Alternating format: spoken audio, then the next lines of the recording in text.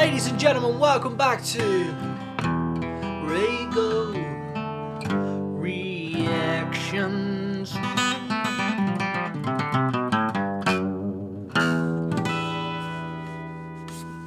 Alright! Boys and girls, today is a big day. If you're new to this channel, you will know that recently I dived down the rabbit hole of Pink Floyd. Now, I said to you guys, I want to work my way from the bottom up. However, one of our legendary subscribers by the name of Mr. Lee has got impatient and gone, Joe, please just react to Comfortably Numb already. So, it looks like, guys, we're going to have to work our way from the top downwards, which is just as good. I don't mind doing that. Because I do know, I wouldn't be able to call myself a guitar player if I didn't know Comfortably Numb. Now, I've heard of it. I've seen clips, you know, like little shorts of the Comfortably Numb solo. But I've never fully sat down, had my headphones on, and acknowledged the full thing. So that is what we're going to do today. And we're going to beg the question, which I'm pretty sure a lot of guitar players out there ask. Is this the best guitar solo of all time? That's what we're going to do today. And then, hopefully, once we've done this, we can keep working our way down, because there's many songs that you guys are suggesting in the comment section that Pink Floyd are good for, even when Syd Barrett was in the band and etc. Which I want to get into that at some point as well, why he left, and yeah, the reasons, because I'm not too sure about that. However, quick one. One of our legendary subscribers sent me this. His name is Frederick. This is the official tour book from the Pulse concert in 1994, which you would get at the concert. The European tour, 1994. Proper cool stuff. It has a little quiz in there. It tells you who the backing singers were, you know, the roadies and etc. Very cool stuff. This kind of thing is what rock and roll's about, true music. Thank you, Frederick, for that. I'm going to stick it up on my wall in a little frame. It's rock and roll, that's what that is. Now, guys, the time has come. Without further ado, let's get into this!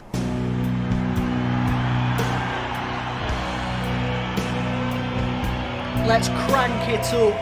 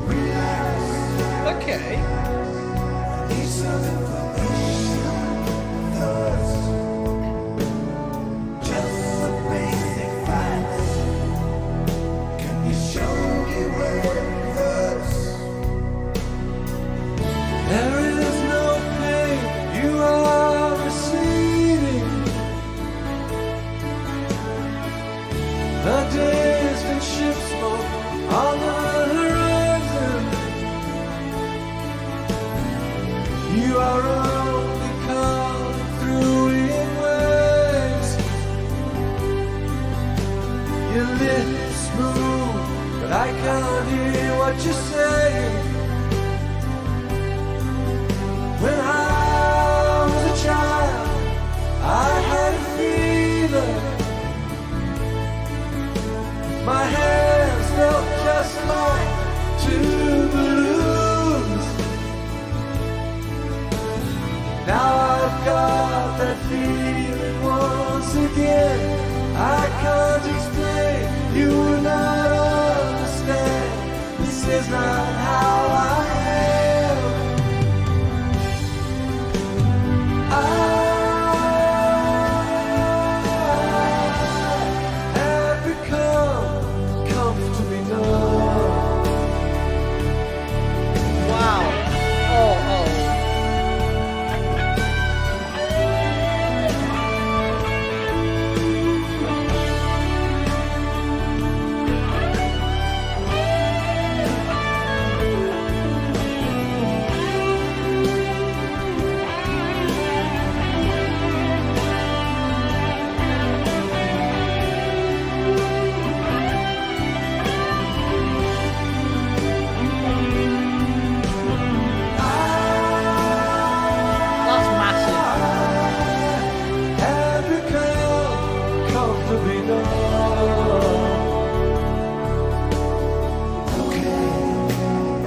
first of all,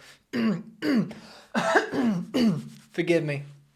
From the very beginning, David Gilmour wasn't singing, and he was relying on the other band members to do their thing. They were singing the first section of the verse and harmonizing at the same time.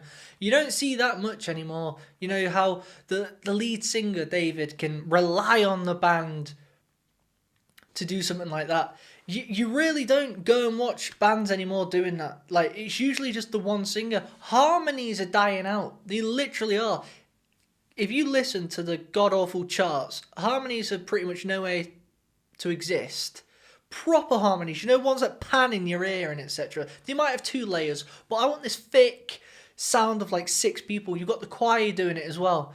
And one other thing, David Gilmour, if you keep his eye on the the volume knob on his guitar, he's got it down and he's keeping his finger near it for when he has to turn it up. But you just know that the amp is cranked to the max.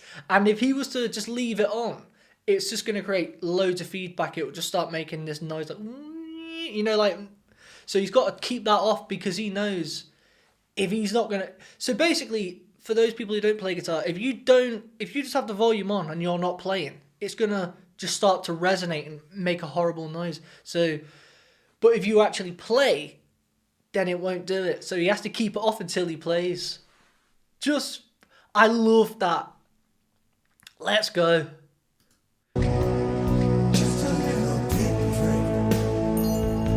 Nice.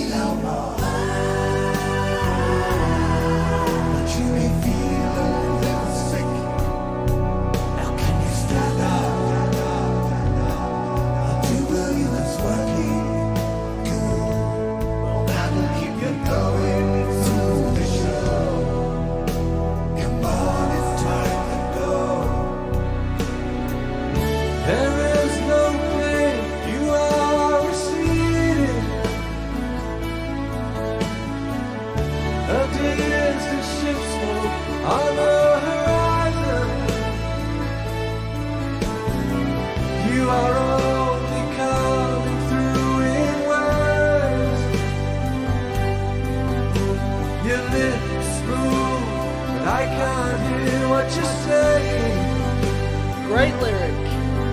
When I was a child, I caught a fleeting glimpse out of the corner of my eye. I turned to look, but it was gone. I cannot put my finger on it now. The child is grown. Guys, I'm sorry for pausing it, but I'm not going to pause it when I know there's going to be a big solo, so I'm not going to pause it for out of that. But I just want to quickly say, you've also got to bear in mind how smart they are, and even the lighting engineer, how smart he is. Like, they've obviously rehearsed all of this, and if you actually look at the backdrop, that big circle, they kept it black and white this whole time. You know, we're 4.5 minutes into the song and you've kept it black and white, the basic colours, because you know when the solo hits, they're going to explode with the stage lighting, and it's just going to be nostalgic, dreamy, from another world. It's stuff like that as well, which, you know, some people don't pick up on. I'm sure you guys obviously do, but that's what makes a great concert. All these little things just add up to be absolutely amazing. Someone said in the comments that back then, that, you know, they would rehearse for absolute months until everything was perfect before they went on tour. And you can tell. You can tell. I'm sorry. Let's go.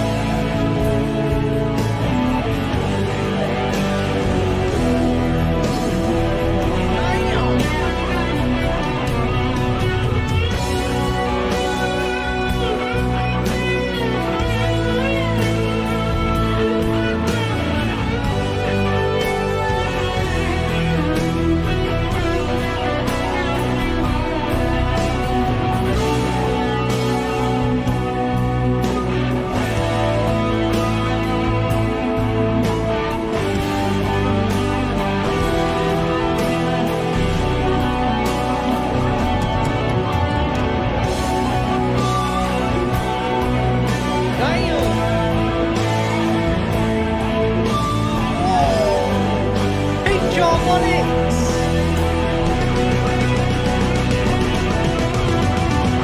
The drummer. Come on.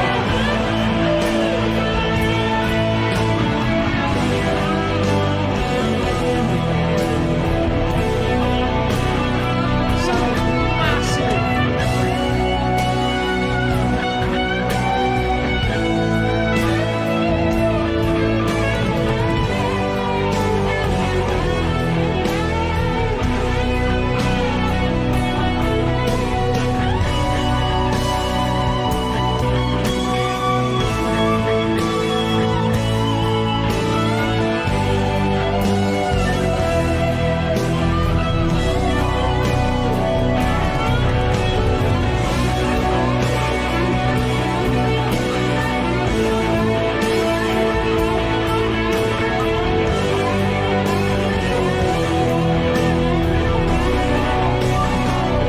Oh, mate. Go on, lad.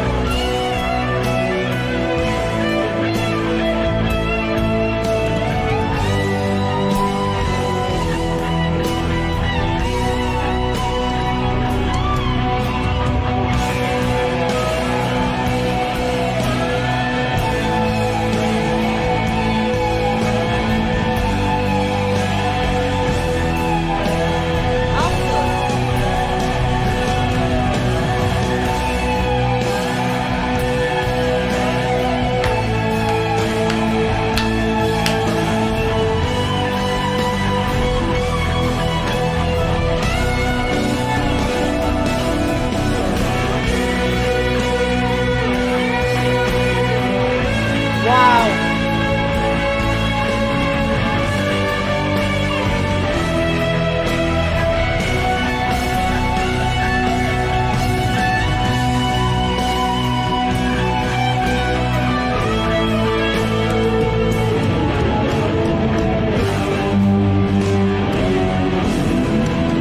Sick. How's he doing that?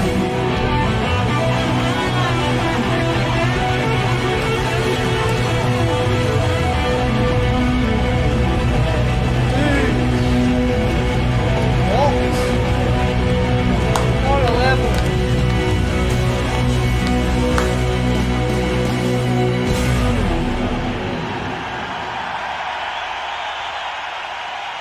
What?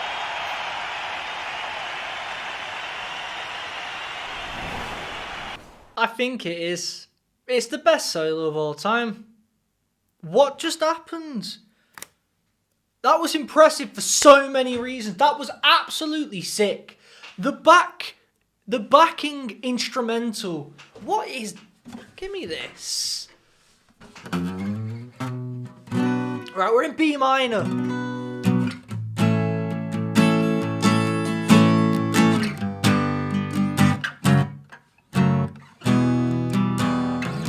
So it sounds like we go from B to A to G major, B, F sharp minor, E minor, back to B. That's the chords he's playing over. And when you actually listen to when you like isolate David Gilmour and remove him just for 2 seconds, and you actually hear what the band's doing, that, I'm not being funny, that is a guitar player's dream to solo over. So that in itself is a hard thing to accomplish. And I bet when David Gilmour was recording Comfortably Numb, he didn't think, I'm going to write some big solo. But I tell you this, when he was in the studio and they'd finished it, he was probably thinking, oh my, you know what, let's extend this song and make it 9 minutes long because I'm going to rip one out. And the most impressive thing about this, a lot of you guys already know this, but one thing that really impressed me then is the solos, he's playing the majority of it in just that one, he's playing it right in one position for the majority of the solo in this, which is just the B minor pentatonic scale, and it's, oh my god.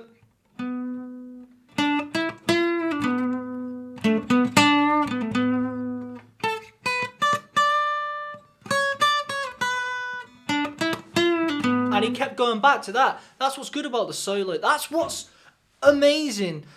Oh. Right, hold on. I've got a couple things to say. One, I love a guitar solo where it's melodic and you can sing it back. That to me is what a guitar solo is.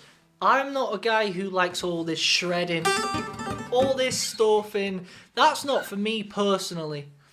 I also don't like all this, like, there's a new genre out at the moment of music, and the solos, to me, it sounds like Super Mario. It's ridiculous. It's rubbish, in my opinion. This is how you write a guitar solo. Melodic, you can sing it. It's... Dude. Oh.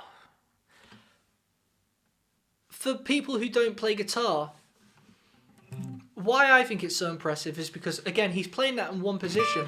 With a guitar, you've got so many different positions you could be in. You could be in, like...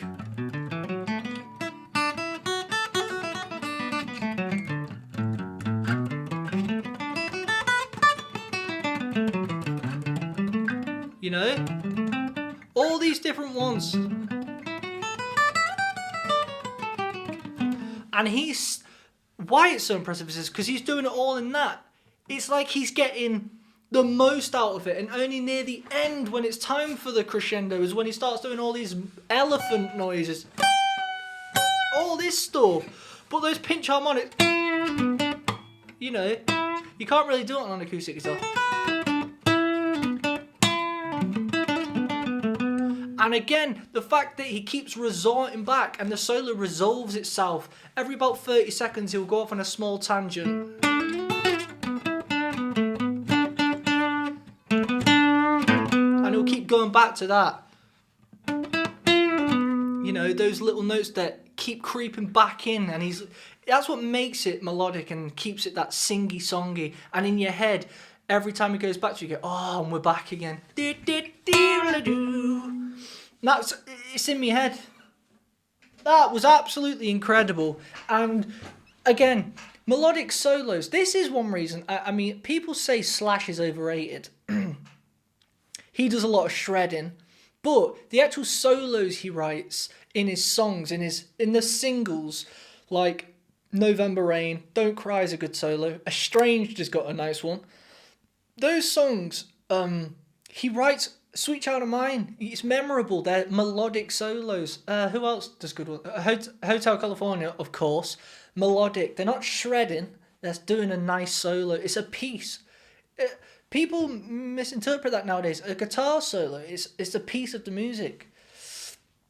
Obviously, if you want to go off and do a shred, go for it. I mean, guitar players have needs. I have needs. But when you're laying down a song and you want it to be a classic, I believe it's got to be something like that. And that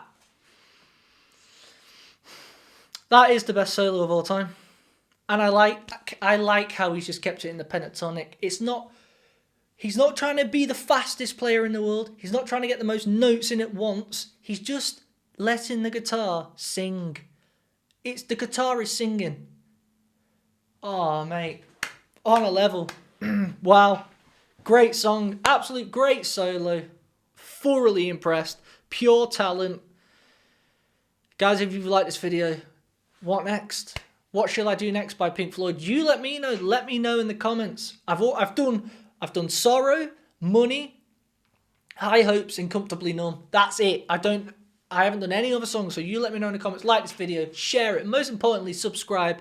And I'm going to leave you with one of my songs from my band, RAYGO Bloom. Stick around for a couple more extra minutes and let me know what you think. Until next time, peace.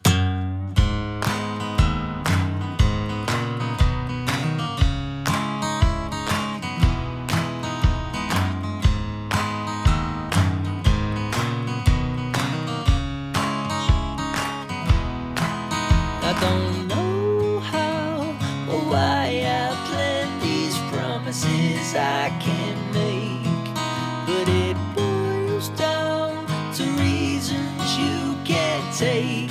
I'm afraid I'm a bad boy for saying things that I'll take back one day, but I can't seem to shake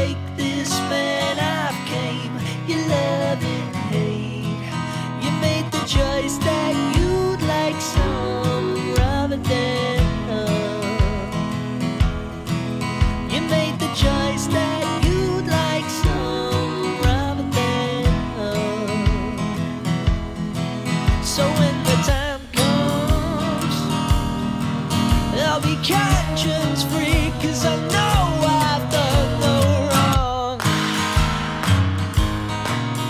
to you.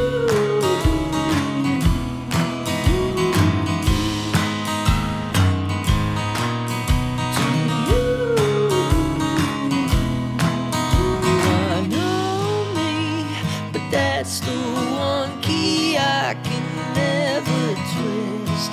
I've said my piece and I have made it clear. I've been sincere. There's not much more I can say. You cannot have it any other way. No, there's not much more I can say. You cannot have it any other way. You made the choice that you'd like some rather than none. You made the choice that you'd like some rather than none. So when the time comes, I'll be conscience free, 'cause I know I